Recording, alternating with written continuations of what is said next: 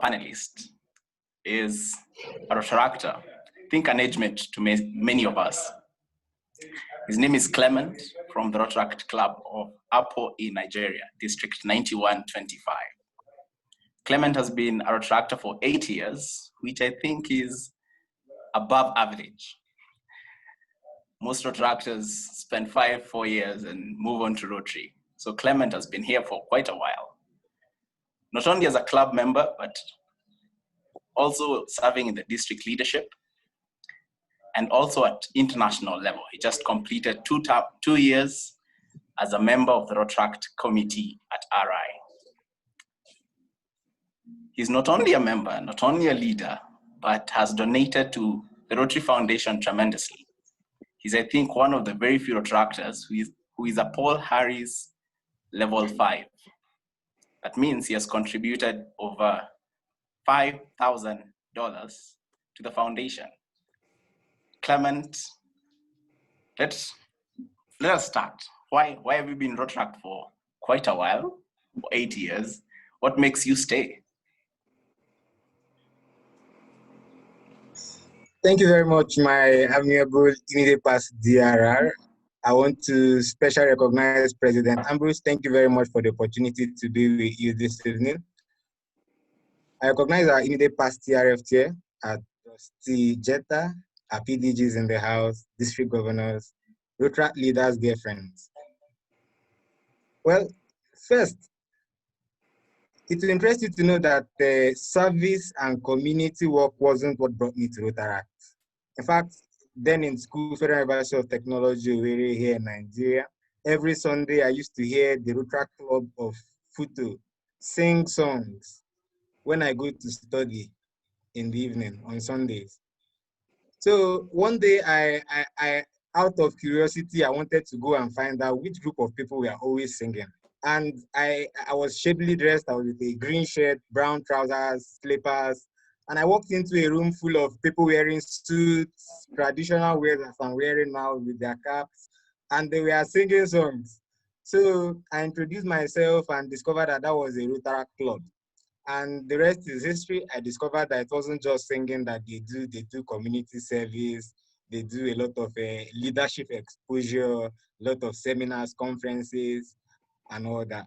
Now, to the very important question, what has kept me in Rotaract for 8 years and counting? As Trustee Gulam will say, the first 3 years in membership are the most critical. So if you have a new member, for those that are doing a membership drives, it's not just about bringing new members, it's about the first 3 years of membership in Rotary or Rotaract. Now, if these first 3 years are very engaging, intriguing for the members, if you're able to carry along the member in club projects, in club activities, you're able to check up on the member whenever the member is not in club meetings, you're able to give the members responsibilities within these first 3 years, then the narrative will change from what is in it for me to what is in it from me. So that was what happened. My first 3 years, I was always being carried around. When it's time for functions, the president will always inform me. When it's time for projects, I'm always carried along. When I don't come for meetings, I'm always called and all that. And so it now changed from what is in it for me to what is in it from me.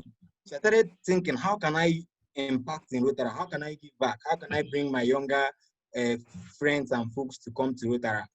And that has kept me in Rotaract. I'm here in Rotaract because I feel a responsibility to carry on younger leaders to come up to my level and even past my level.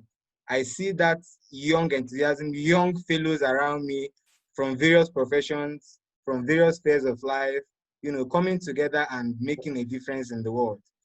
I'm still going to stay longer in Rotaract, though I have plans of moving to Rotary very soon, but you're going to find me around Rotaract for a while. Thank you very much, dear friends. Over to you, Samuel. Thank you, Clement. I like that you say younger friends. I think at this point, it's good to clarify that last I checked, Clement is in his mid-20s. So he's not any of the, don't mistake his younger people for really young. Next up, I'll bring one of Rotary's and one of our district's most inspirational Rotarians. Her name is simply Mama Hurricane. She has served not only as district governor, but as the first and the last district governor of then District 9200. She is a charter member of the Rotary Club of Muthaiga and has been a member for the last 23 years. She is currently a trustee of the Rotary Foundation. And when you think of the foundation, one of the best speakers we could have this evening, Trustee Gita, to start us off, you have been in Rotary for quite a while. You've engaged in many projects. What are some of the most impactful projects that you've been part of? Maybe just two, because 23 years is a lot. So let's try and cut it to 2 projects. Okay. Thank you, IPDRR, Sam. You are a friend of mine, so you will always say good things about me. So thank you for those kind words. I am definitely not the best speaker. Wait till you listen to the rest, especially Trustee Brenda. But anyway, here we are. Thank you for giving me this privilege to share the platform with eminent Trustee Brenda and our district governor nominee Azeb is with us, and Clement, my friend from Nigeria. Sir Clement, happy to be with you this evening. So with all protocols observed, Sam, I will first of all thank you for inviting me. Also, allow me to thank you all for this opportunity to share this platform. It's a huge honor for me to be with all of you today. I'll say a little bit about Trustee Brenda, because she is an amazing mentor and a great support for me. I'll go straight to my answer, because the slide has come up and I'm glad that it has. This is one of our projects for the Rotary Club of Muthaiga. We started this in 2011. You know, when you said that I've been a Rotarian for 23 years, you're very right. But I had been in Rotary for over 12 years, 13 years even. And I was a member cruising along in Rotary, doing what people were doing. I was taking every position that was given to me, and I enjoyed that. But I really became a Rotarian 13 years after I became, after joining Rotary. You know, in Rotary, you cruise along with whatever's going on. But one day you have a hard knock and you realize what can be done, what have we been doing and what could have been done. So in 2011, I was invited by Red Cross Secretary General Abbas Goulet on that one seat on the plane that was left to go to Turkana for the day. Go in the morning, come back in the evening. And I said, okay, you know, he's giving me very short notice, but it's Secretary General of Red Cross, such an eminent personality, I cannot say no. I changed my plans and I went on this flight to Turkana. We landed in a place called Kaikor. And what I saw there, I could have cried. It was heart-wrenching. There's never been in my life that I have seen such misery. Kenya was going through, Ethiopia, and South Sudan, our district actually, was going through a terrible famine. And on that day, what I saw, I realized that I was living on another planet. Nairobi is a cosmopolitan city with all these tall high rises and beautiful cars and great highways and green trees. But when you go to northern Kenya and what you see, which was very dry, parched, cracked soil, there was not a shrub in sight. Maybe you can put up the slide, Sam, for what I discovered when I landed there. The first slide shows you the picture of the children I met. If you can put it up, the children with deep sunken eyes, blown tummies. You could count every rib on every body, not just one child, but every child, the mother, the father, whoever you saw, you could just see skin and bones, nothing else. When the children were walking, you could see as if their feet were digging in like stiletto heels, because it was the bone through the skin touching the dry, parched ground. This was something I realized that this cannot be my country. This cannot be my people. But yet it was. We'd gone with the Red Cross. to see what we could do for the famine.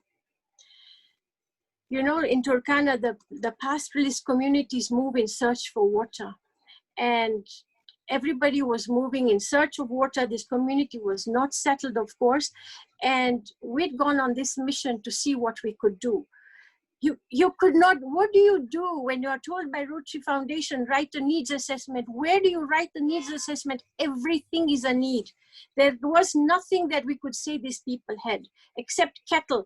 And on the cattle, which also causes conflict because they steal cattle because there is no other resource. And these people, you could even count the ribs on every cow that you saw. This was how miserable the situation was. I came back, I talked to my district, I talked to our clubs, and finally, you know, everybody said it was too far, we couldn't do anything. And I said, well, then you know what, this Rotary thing doesn't work for me. I'm Rotary. I'm in Rotary, and I have to do something for my people. I talked to my club members, and when I showed them the pictures of what I had seen and what I had experienced in those few hours was something that they all bought into, and they said, yes, we'll go for it. With the help of then Director Giddy Piper and Trustee Julio Sorges, we wrote a grant, we found international partners, and that was 11 years ago, 10 years by then, and now we are in phase 4. That dry, I wish you could put up the picture for me, Sam, but that dry, parched soil is now excess producing food markets. We have got foods that our people are now grounded and selling to the community. They have excess food. We have water source, we have a borehole, we've partnered with the Catholic mission there, and one of the Israeli farms that produces and that provides us with drip irrigation. So water is managed, it is looked after, it's very prudently used. And we train farmers from all over Turkana. When we talk about sustainability, we have created a community. And that community is now self-sufficient, and it is supporting its neighbors. Now, you know, we are in phase 4 or phase 5. I can't even remember. The club is running the project, but you can see the difference where, if I wish you could put up the pictures, how the children were really malnourished. And now you see the sparkling glow on the children's faces. You see their cheeks are full like mine. You see, you know, the cattle are healthy, producing milk. And the watermelons, spinach, capsicums, tomatoes, cabbages, what are grown there are sold in the market. So now that community has become grounded. It has become self-sufficient. It has got their economic dignity. And very soon, our Rotary Club of Muthaiga with the district is doing a big grant with for education with the global partnerships on education. So this is one project that comes instantly to mind. It's very close to my heart.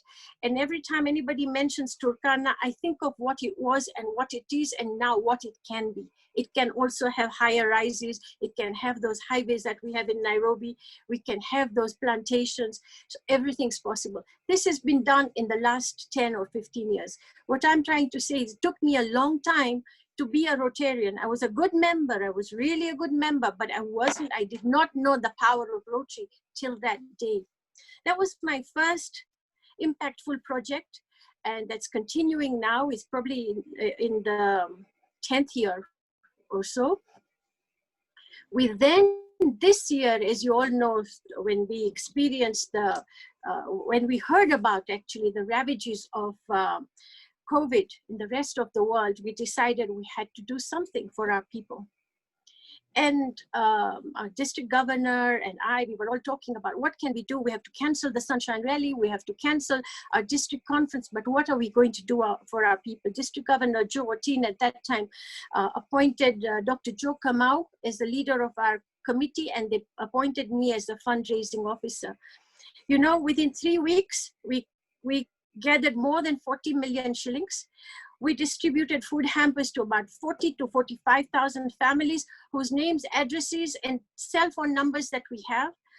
We distributed hand washing stations to every corner of the country.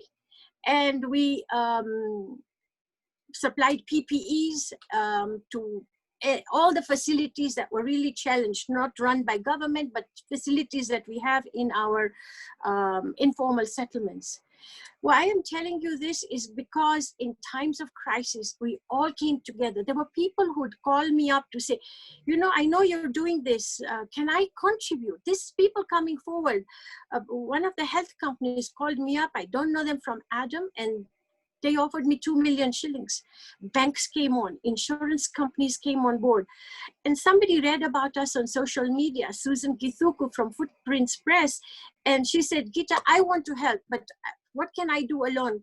Can I put you on my Facebook account and we do something? I said, by all means. And through 20 shillings, 30 shillings, which is equivalent of 20 US cents, I believe, or less, we collected 1.2 million Kenya shillings from small donors. Everybody in the country wanted to be involved with Rotary. And, you know, we were recognized all over. Rotary Kenya was all over the place. We also managed to secure a grant from our foundation, which was the disaster response grant, the $25,000 that we divided between Ethiopia, South Sudan, and Kenya. And we made an impact. These are the two projects. If you go out and tell the world about the cause, you show them everything, you show them the challenges, and then when you show them accountability of what you're doing with their money, and then you show pictures of the recipients, you know, happy, smiling faces. If you do all that, there is no stopping Rotary. There is no stopping us. Those, Sam, are my two projects. I know I've gone on a bit long, but I have so many stories from that one day in Turkana that one day we'll have a session and I'll tell you about that. Let me tell you one more. Okay, quickly I have to tell you. That day I had carried sweets in my bag and I was giving out sweets to all the children. Remember, these children had never had water for a week or a couple of days at least. One little candy in their mouth quenched their thirst. The smile was from ear to ear. And imagine them sucking a sweet, one small candy that's worthless really, but that was food for the day or the week for them. That day, when I was boarding the flight back going home, the children were still tugging at me for more sweets and I didn't have any. And I was pulling out things of my bag just to give that one last candy to this one boy that was tugging at me. And all of a sudden, I pulled out my glasses and my wallet and everything and came out an empty water bottle. And out of nowhere, there were 15, 20 kids all ran up to me and threw me down on the floor and wanted that water bottle. And I turned it around and I said, look, this is empty. And they said to me, that boy who was tugging at me, he grabbed the bottle from my hand and he says, Mama, when it rains, this bottle will carry water for my family. Now you can imagine, bottle that I couldn't find a place to throw away is the bottle I was carrying. When I find a decent place, I will throw it. That bottle was going to save somebody's life. Okay, Sam, I've taken more time than I should, but here you are. Thank you. Thank you so much, Trustee Gita. You just can't cut those stories off, and shows the impact that we can have as Rotary, not even as Rotary, but one individual who sees a need and mobilizes Rotary and Rotaract clubs to act. Surely that's excellent, and thank you for sharing the stories. I want to introduce our third panelist, PDG Peter Mbui, for our guest, PDG's past district governor. PDG Peter is a very enthusiastic Rotarian and district governor. He has been in Rotary for a couple of decades, and before joining Rotary, he was a member of the Roundtable. Service is part of what he does. I know he sits on quite a number of school boards, all for community service. PDG Peter has been a member of 2 Rotary clubs, Rotary Club of Nakuru and Rotary Club of Nairobi East, has served as president in both, and held so many other roles, including country chair. Currently, for the past 3 years, and I think also next year, he's our District Rotary Foundation Coordinator, DRFC, and oversees all the Rotary Foundation funded projects within our district. PDG Peter Mbui, to start us off, we'll dive a little deeper into the questions. And as we are, most of us aware that we have two kinds of grants, global grant, district grant. Can you tell us the difference between the two, how people contribute, how the money is divided up, and how, since Rotaract clubs now can, at least Gaia has been making the efforts in our district, can get the grants, how that is going? Over to you, PDG. Thank you very much. Thank you very much, Karanja, XDRR. And I really thank you for asking this question. Actually, the question you had asked was global grants and DDF projects. And I'll start with the global grants. The global grants is a big projects starting from $30,000 and above. They are open to any club. They can be done by any Rotarian. And I did, actually, you are right. As a Rotarian, to apply for global grant. And for this, you need two partners, yourself, your club, and another international partner. You can have one or several.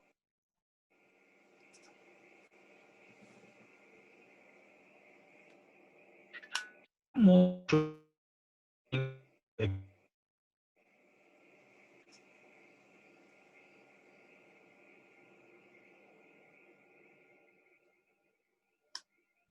this year, we received a DDF of 68,740. And it was exactly 50% of the amount we contributed to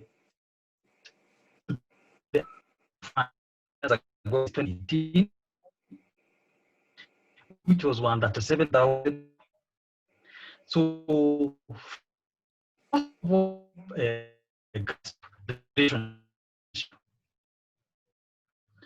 get on what you contribute. So this time, next year we have after we already have to be a lot more.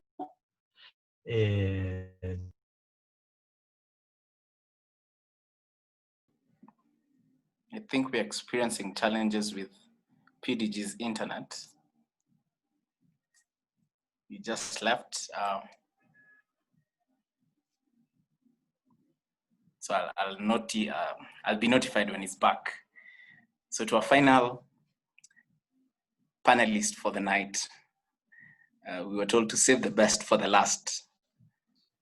Trustee Brenda is a trailblazer in the Rotary family. She has been a Rotarian and was among the first female Rotarians across the world. 2 years ago, she served as the chair of the trustees of the Rotary Foundation, also being the first female chair of the trustees. So that has never happened before. And 2 years on, we still don't have a lady chair of the trustees. She has a wealth of experience in Rotary and also in business.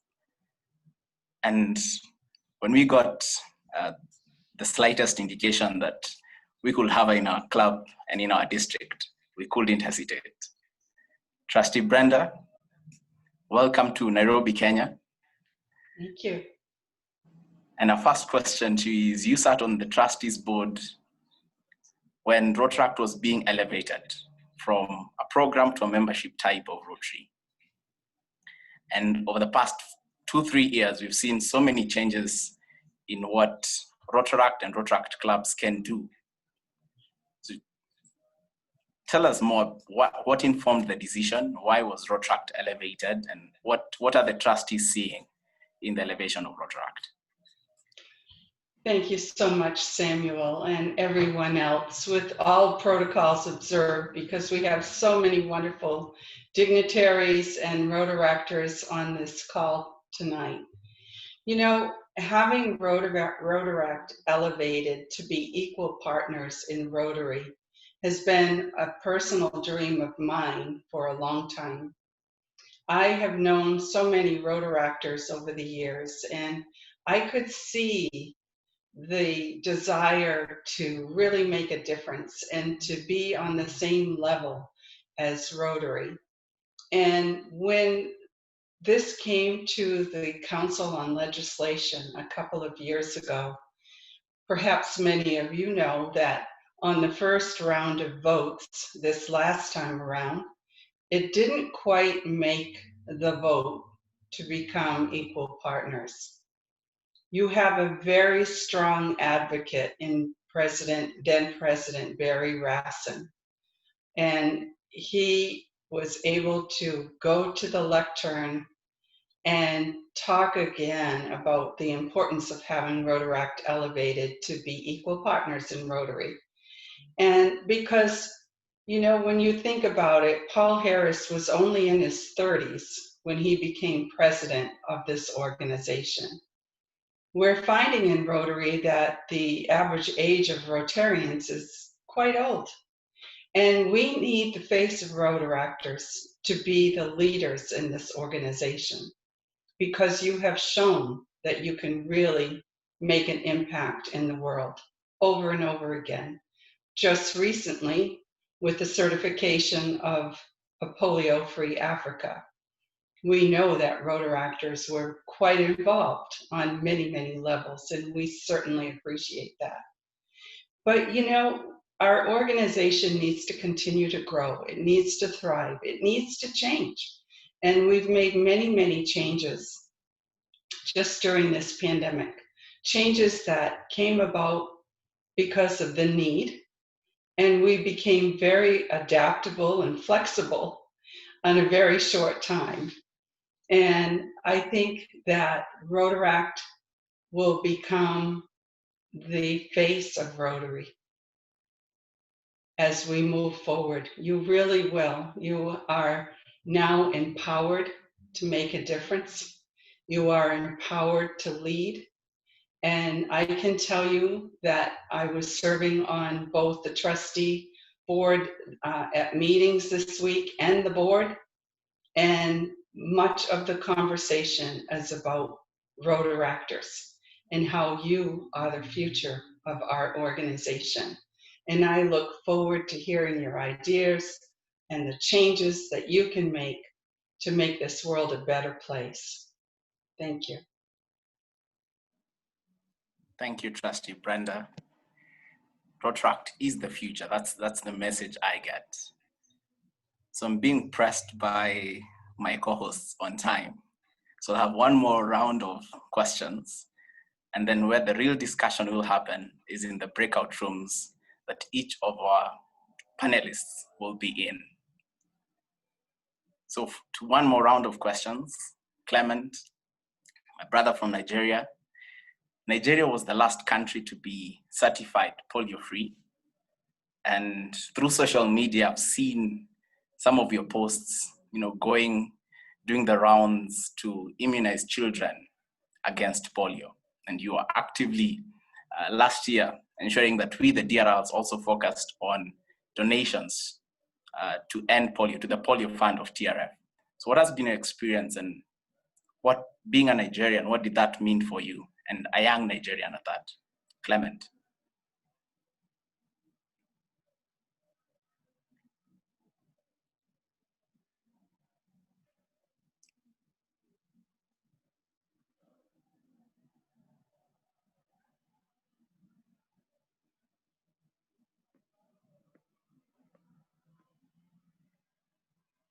I think we lost Clement.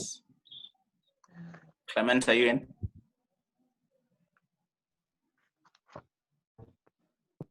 Okay, as we wait for Clement to be back, Trustee Gita, I hope you're with us.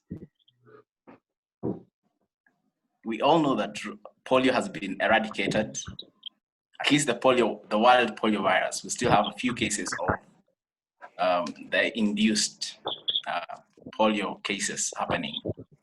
But as Rotary, we continue our focus over the next 3-5 years to fundraise against polio. So why do we have to continue donating to polio yet we know that Africa is certified free of the wild polio virus? Thank you, Sam, for asking that question. It's a very, very important question, and it's one that concerns a lot of Rotarians. First and foremost, please allow me to emphasize and remind ourselves that as long as we have a single case of polio anywhere in the world, we are all at risk of having polio. It is only one plane ride away, and we know what COVID has done to us in the last few months. Polio has been with us since, I believe, I've seen pictures of somebody affected by polio even during the Egyptian civilization. So it's been with us for a very, very long time. Elimination of wild polio virus is something in Africa we should celebrate, but I keep saying we should celebrate with caution. Why do I say that? Because as long as we have polio in Afghanistan and Pakistan, it is our moral duty to make sure that we work with our brothers and sisters in Pakistan, Afghanistan, to make sure that we get them to the stage where we are at.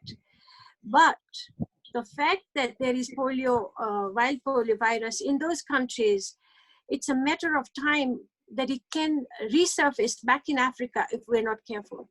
We have to continue fundraising for polio because we need the funding for surveillance, for advocacy, and for continued immunization. The fact that we've got rid of wild polio virus in Africa does not mean that we're not going to immunize our children anymore. We are going to immunize them, and we'll have to continue immunizing all the children all over the world, wherever there is this threat, till that last child of with polio has been reached in Afghanistan and Pakistan. There is money required for advocacy. There is money required for our infrastructure, which is really solid, which we have used very effectively during the COVID crisis for tracking and tracing. You know, Clement will confirm that Nigeria and West Africa use this very effectively. We used it for Ebola. So the polio infrastructure needs to be maintained. Our polio vaccinators who are putting their own lives at risk need to be paid. This is their work. So yes, we do need money. We must not be mistaken that just because it's somebody else's problem. This is not somebody else's problem in Afghanistan and Pakistan. It is a global problem. And it is a bigger problem in our part of the world because our health systems are not so strong. It's a bigger problem in our part of the world because our children are most vulnerable compared to Northern Hemisphere. So we need to support mobilizing funds for polio. Just because it is gone, I hope it's gone forever, but if we're not careful, we will undo all the progress we have made.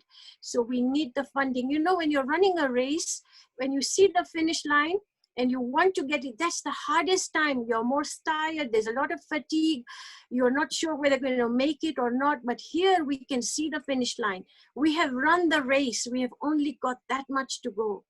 We have to finish this thing once and for all. Remember, the cost of keeping a child in the family which has a weak limb or a weak arm, it's higher than that 60 cents of the polio vaccine. It is much, much higher for the parents and the family and the schools and wherever you're going to accommodate that person with special needs. It's better to get rid of this once and for all. Thank you.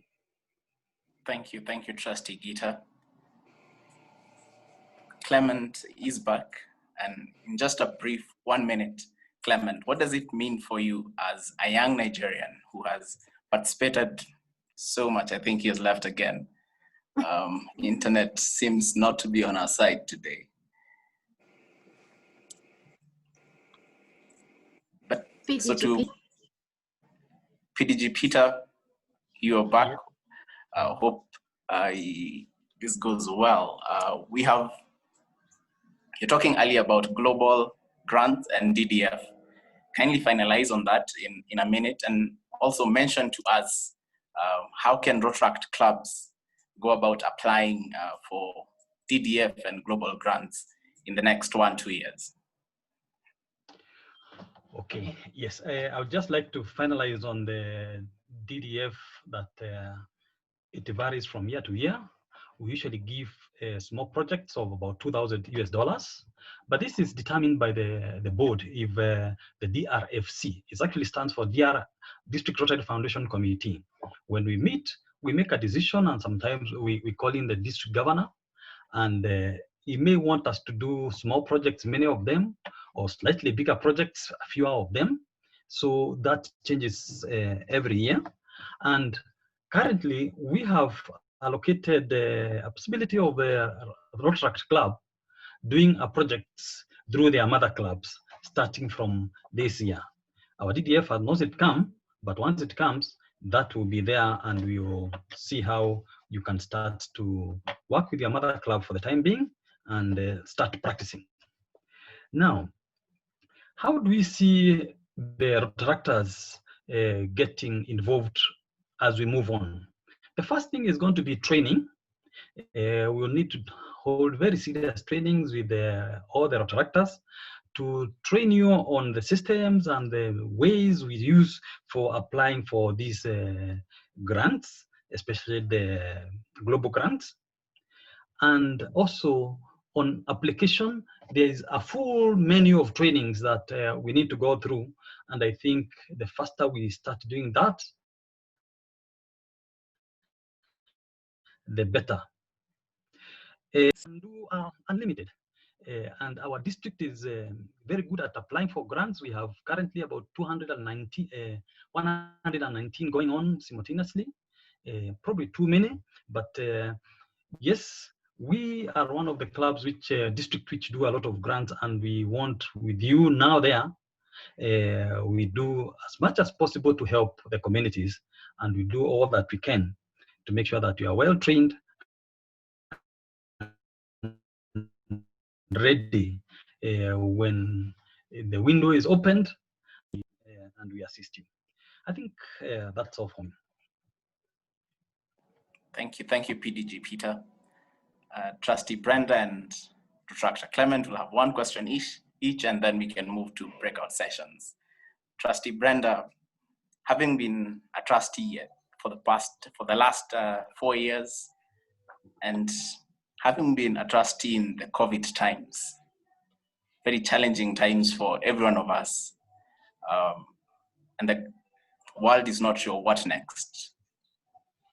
What are the changes that have happened in light of the uncertain future? How is TRF adapting? We have too many, call them challenges: climate change, unemployment, health systems. How is TRF adapting so that we can enable more Rotary and Rotaract clubs to solve some of these challenges in their communities? Trustee Brenda. Thank you, Samuel. I think we're looking at it in terms of our president's theme this year, Rotary Opens Opportunities. And it certainly has opened so many different opportunities for us to switch from who we have been to who we can be. And when I think about some of the challenges that we've had to face and some of the decisions that we've had to make, I believe that they were all made with having good information so that we could base our decisions on data, so that we could base our decisions on what was best for Rotary around the globe, not just in one place. A lot of our decisions have to be thoughtfully considered because of the differences around the world, and because of the way people think, and because of the needs. And of course, our grants have been challenged this year because of the enormous contributions that Rotarians are making around the world in regards to making a difference and having an impact in their communities. And frankly, the funding that is coming in from Rotarians around the world is just not meeting the demands. So this too is a huge challenge for us because, as you know, it's very important for Rotarians and especially Rotaractors to remain engaged in the service work that we do. But I believe, and I'll just keep it short because I know your program is tight and we're going into breakouts. But I really believe that the foundation and Rotary is looking at our decisions very carefully, and we're looking to hear from our Rotaractors. We have representative Rotaractors at our board meetings, and I'm so proud of them because they do contribute to the conversation in regards to how they view the changes and how they suggest what we might do to complement what they are doing. I'm really excited about the addition to the environment, to our 6 areas of focus that will happen next year. And I know that Rotaractors will embrace that, and hopefully we'll be able to make a significant difference in that area. Thank you, Samuel. Thank you, Trustee Brenda. And to our final question before you go into our breakouts, Clement, I hope you're back. And I'll change the question a bit and ask what motivated you to donate to the Rotary Foundation?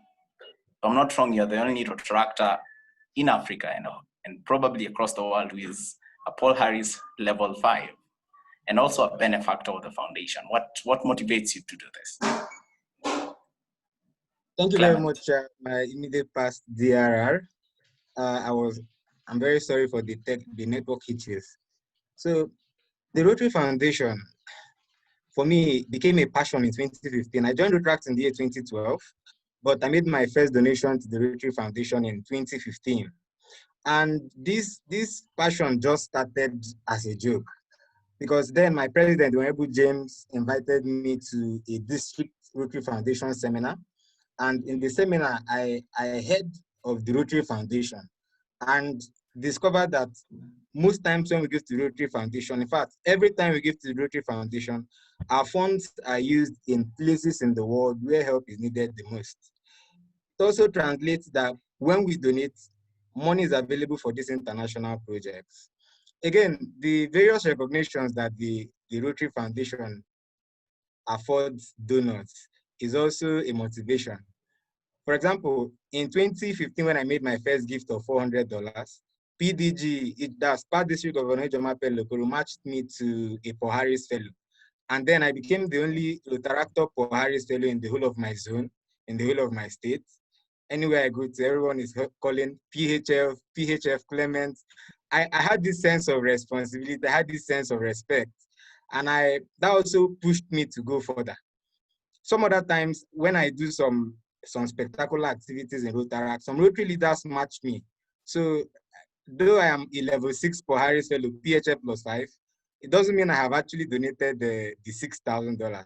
Some of the Paul Harris Fellows were gotten by some matchings from Rotarians. Some of them were gotten by my personal donation. For example, last year I became a benefactor due to the benevolence of Semeko Ofo, the Rotary International Polio Ambassador to Nigeria, who donated $1,000 completely to the Rotary Foundation in my name. My advice to Rotaractors is, if you want to start giving to the Rotary Foundation, it would be nice for you to have what I call a monthly giving plan. So take out every month and say, before this month ends, I'm going to give $1, I'm going to give $2, I'm going to give $10. If your target for the month is maybe $10, it doesn't mean that you can't give less than $10 if you don't have up to $10 to give. And it doesn't also mean that you can't give more than $10 if you have more than $10 to give. It only means that no month should pass without you giving even $1 to the Rotary Foundation. And that's what has guided me. I started with $5 monthly giving plan. I increased to $10 when I guessed it was time to go higher. And currently I'm on $25 monthly. There are some months when I do fundraisers, I'm able to donate as much as $100 or $200. Some months when I do fundraisers, I'm able to give more. Some months too, when I am very tight on finance, I give less than 25. But for the past 1 year, I've maintained a minimum of 25. So if I can do that with practice, I'm sure many of us here can do even more. If you can afford $50 every month, $10 every month, just give little. Sometimes your district governor may hear that you're giving up to $300 and make you a Paul Harris Fellow. or 400. So just keep giving and know that every single dollar you give is accounted for.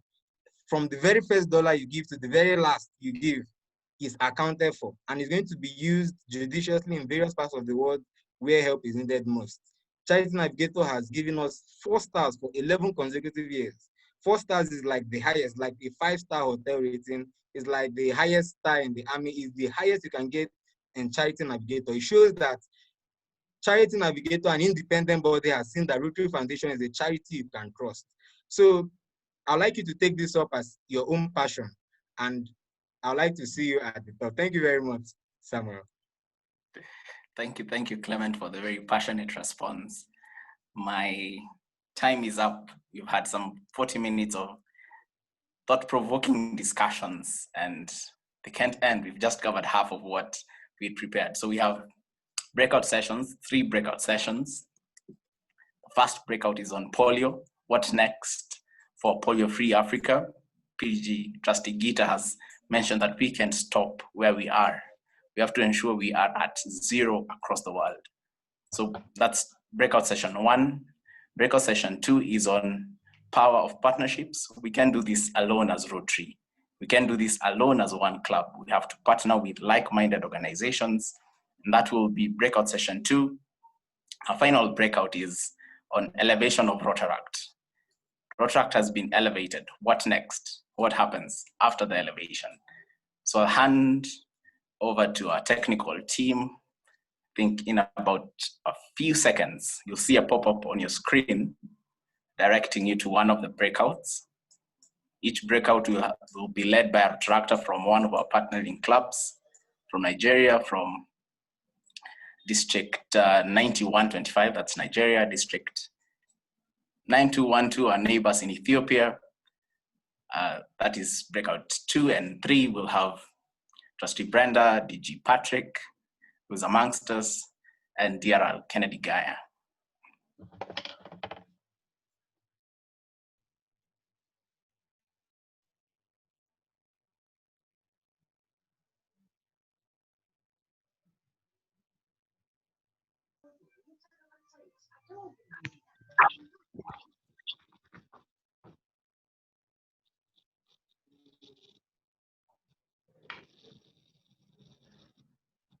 Good evening, everyone. It's my I'm very delighted to have you here. It's an honor to have you here. Our past district governor, Peter Mbui, and Rotarian Jacob. So we've had a lot. I hope you're with me. Yes, we are. Okay. Yes, we are. Yes, we are. We've heard a lot about polio, and considering the history, the eradication history, we started the Polio Plus program in 1985, and 3 years later, the Global Polio Eradication Initiative was formed. Since then, we've had a reduction in the number of polio. So it's something worth celebrating, considering that Africa was declared polio-free as of 25th of August of this year. So my question now goes to you, PDG Peter. As an individual and as a member of the Rotary family, having a polio-free Africa, what does it mean to you? Okay, thank you very much. What does it mean to me? It means a lot. You see, polio has been with us for a very long time. I happen to have been around when there were very many polio cases in school. We were with them. We had students who had polio in my classes in both primary and secondary schools. So I know exactly what it means, and especially when one boy died. I think it was when I was in the grade 2 or grade 3 from my class, and it was the first death I witnessed of a polio I'd witnessed in my life. Somebody died and he had polio. So I know exactly what polio is all about. And so it's wonderful that it is finally out of the country or out of Africa. But we need to continue supporting the polio eradication program, because it can always come back. So I think as a district, we usually contribute 20% of all our DDF funds towards polio every year. We will continue for as long as there's one case of polio around. And also, we have programs where we insist, for instance, when I talked about annual funds, our district having collected annual funds of about 137,000, we actually had collected about 250,000 US dollars. Most of it was actually for polio funds. So we will continue fundraising and supporting until we are sure that polio is finally eradicated. But we are very happy, personally, that now polio is out of Africa. Thank you. Thank you very much for that. The next question goes to you, my dear immediate past district Rotaract representative, if I'm correct, Rotarian Jacob. I believe that during your year, there were a lot of, this is a speculation, there were projects directed towards polio eradication. Which project stood out for you? Which project was it that was so personal for you towards the eradication of polio? Thank you very much for that question. Now, whereas immunization is a very important aspect of the eradication of polio, what stood out last year was the fundraising drive that was done by Rotaractors in my district. About 7 or so clubs came together and organized a food bazaar of sorts on World Polio Day. And every person who went there to test the delicious food and different cuisine portrayed had to pay money for the ticket. And every shilling that was paid went to the polio fund.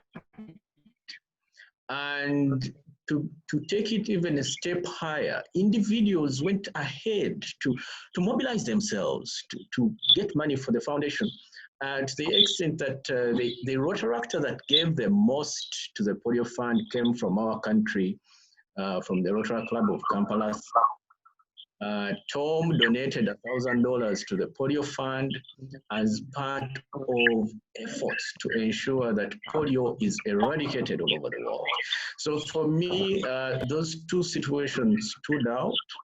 The efforts of Rotaractors realizing the importance and the significance of having such a disease wiped out completely from the planet. Thank you very much for that answer. So we are to be cautious, not lose focus on the fact that polio has been eradicated, then we all calm down and do nothing about it. Also, from your answer, Rotary Jacob, the fact that the eradication move led to donation of funds for other causes in the Rotary Foundation was one more important advantage to the move. So my next question, as an African in Africa, considering the efforts that have been put into the eradication of polio and how it was a global effort and it was unified, what would you say are the problems we're currently facing as Africans? TDG, over to you.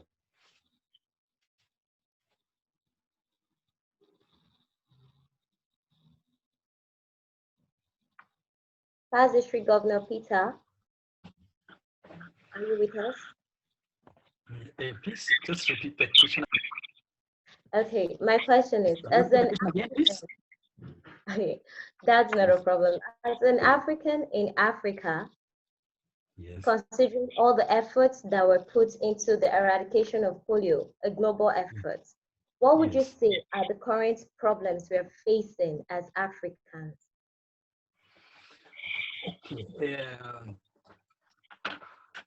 We have a lot of other problems, of course, in Africa. And personally, what really worries me is the fact that Africans from many countries try to leave Africa, and they go try to migrate to Europe, and the process they die in the sea and all that, that really agonizes me, because it need not happen. There are lots of opportunities here, and I recently had a meeting with the online meeting on doing community empowerment of the youth all over Canada, and I want to borrow that example and see what we can do for our youth so that they get some hope, and be able to do something in Africa, and not really risk their lives die as they try to flee Africa. That's what I think it's something I really want to do something about it. Thank you. Okay. So say the standard of living in Africa is relatively low compared to other countries. So African youth see it as the greener grass there. Like the grass is greener on the other side. So they want to move over to the other side. Yes. Is that it? Yes. Yeah, and I believe the grass is quite green here. We don't do the correct thing. We do not implement the correct policies, and also we do not really assist for people to grow. Everybody's hand has been asked to be held. For me to be successful, there are people who have helped me. The same case with you.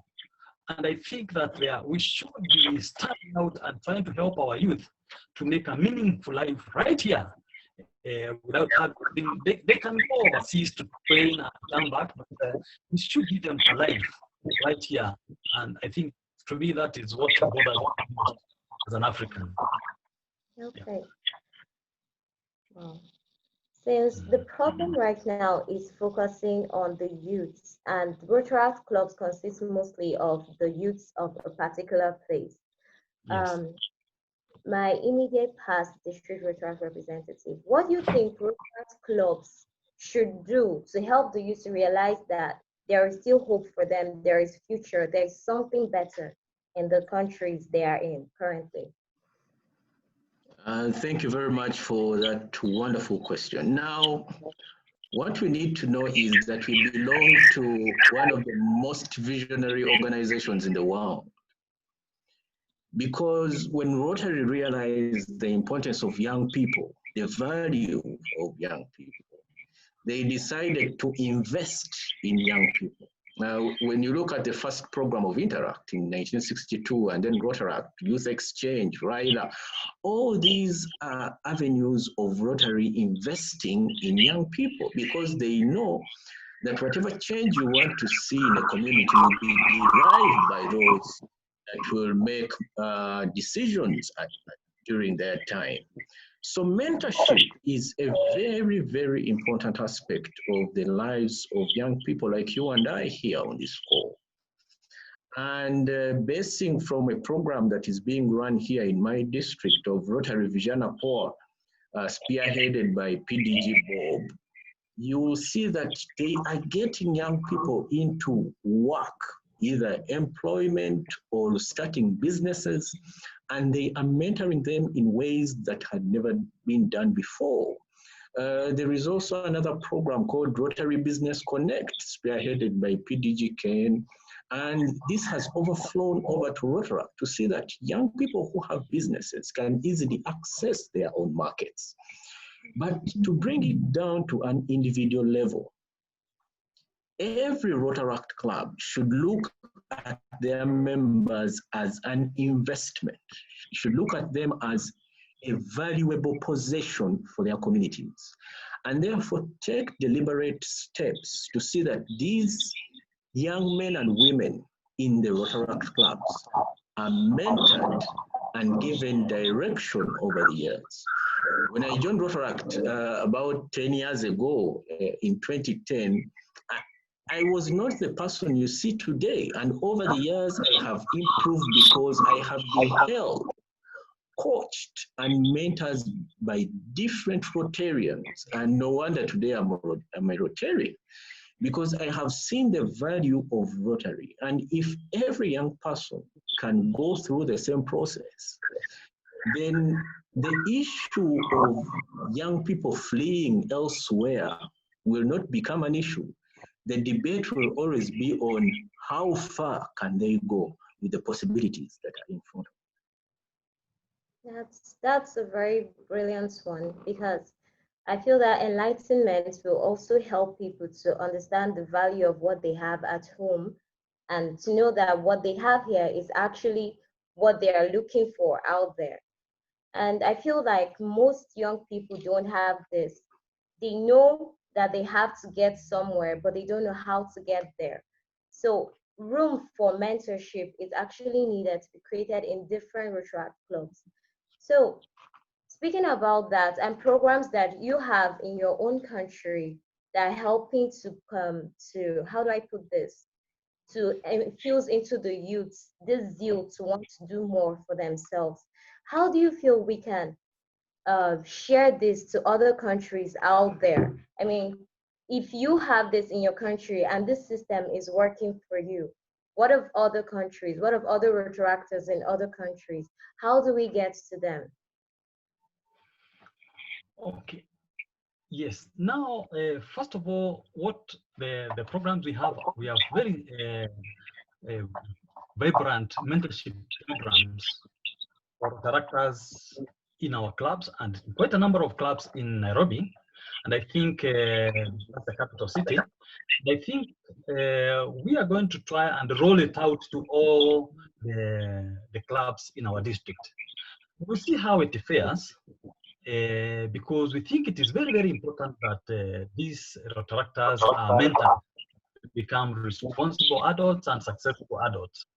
And also, as I have mentioned, we will also look at the possibility of coming up with programs and grants that address the issues of economic empowerment for Rotaractors and young people for that matter.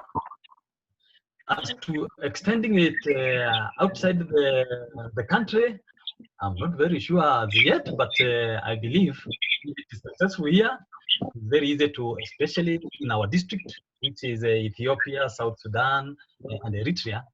I think we could start with there and see whether, before we talk about exporting it all over Africa. That's all right.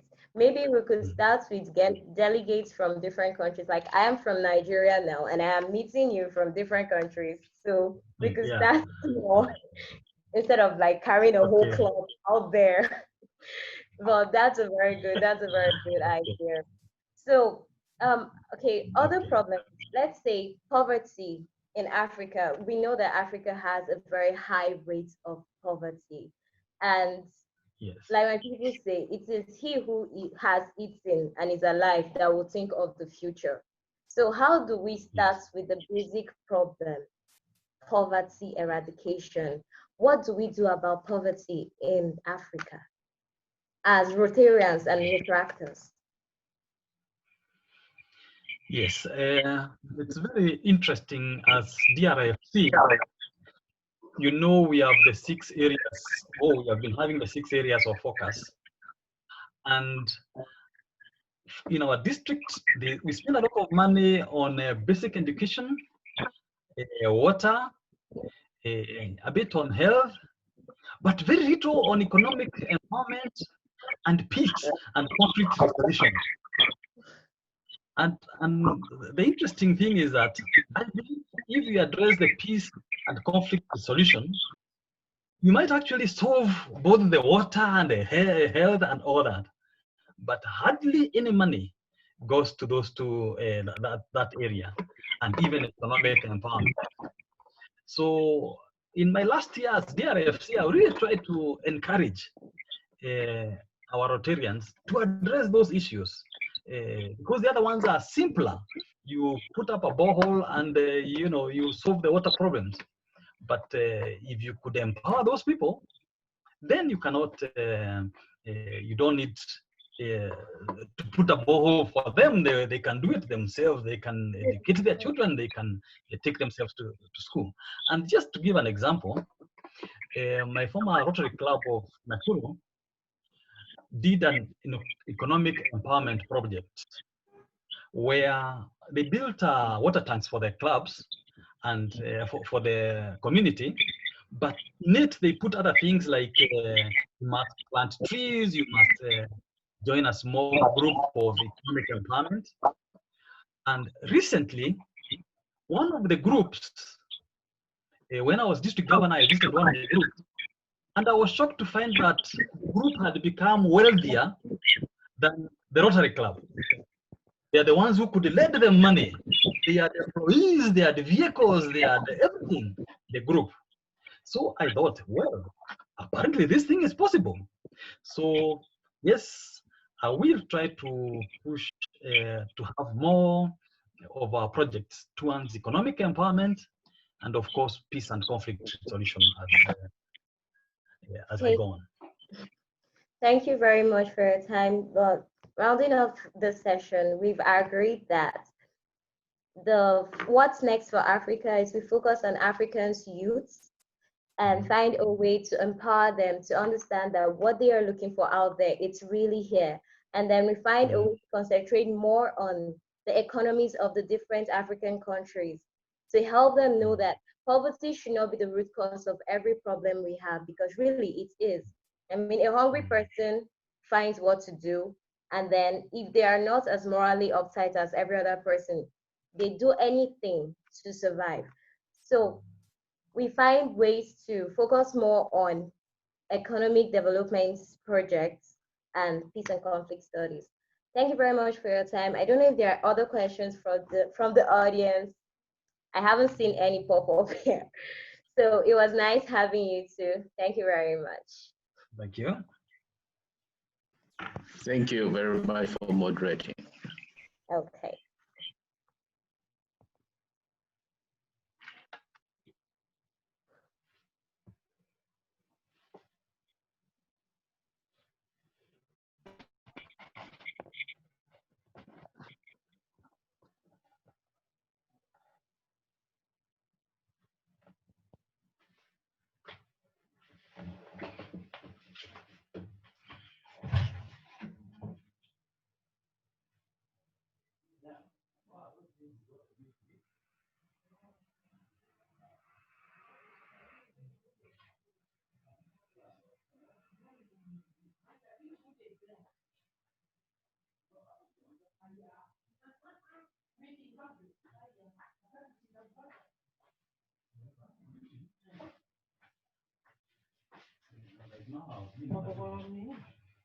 They were changing.